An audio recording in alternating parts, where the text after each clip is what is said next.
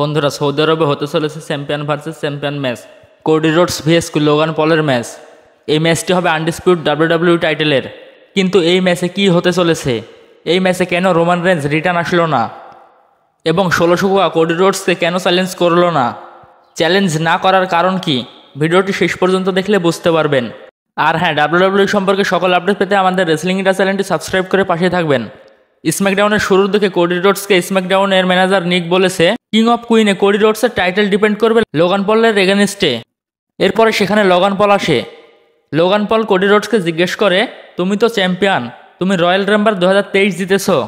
তারপরে Logan Paul কোডিকে আরও বলেছে, তোমার হয়তো মনে নাই আমরা দুজনে একসাথে রেসেলমেনিয়াতে ডেবিউট করেছিলাম, কিন্তু যখন রয়্যাল রাম্বল 2023 তুমি জিতে গেলে তখন রয়্যাল রাম্বলের হাইলাইট হলো, তখন আমার কলেজায় লাগলো, কারণ আমি তোমার আগে রেসেলমেনিয়াতে যখন তুমি স্টোরি ফিনিশ করেছিলে তখন তোমার মনেই ছিল না ওই রিংয়ে আমার লোগো লাগানো ছিল এবং আমার কোম্পানির লোগো ছিল ওইটা।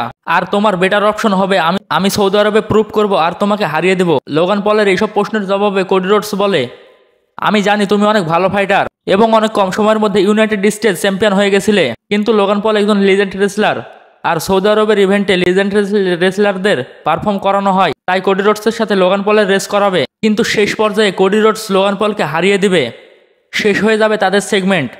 কিন্তু এখানে প্রশ্ন হলো তাদের ম্যাচ কেন করানো হবে। এদের ম্যাচ হবার কারণ হলো লোগান পল সৌদি আরবে পারফরমেন্স করলে কিং অফ কুইন আরও আকর্ষিত হবে। এক কথায় কিং অফ কুইনকে আরও আকর্ষিত করার জন্য লোগান পল এবং কোডি রোডসকে লড়াই করাবে। আর এটার জন্য কোডি রোডসের এগেনস্টে লোগান পলকে রেখেছে। আর 1600 কোয়ার এগেনস্টে কাউকে না রাখার কারণ হলো এটাই একমাত্র সুযোগ রোমান রেঞ্জ 1600 কোয়াকে চ্যালেঞ্জ করবে আর সৌদি আরবের ইভেন্টে তাদের দুজনের লড়াই দেখা যাবে। আজকের ভিডিওটি এ পর্যন্ত, শেষ পর্যন্ত ভিডিও দেখার জন্য ধন্যবাদ।